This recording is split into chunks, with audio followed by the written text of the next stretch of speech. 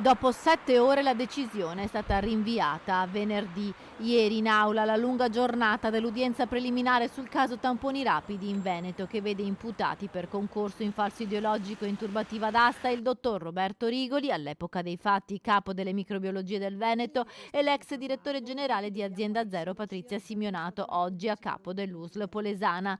L'indagine era partita nel novembre del 2020, in piena pandemia Covid, da un esposto del professor Andrea Crisanti, direttore della microbiologia di Padova e oggi senatore del Partito Democratico.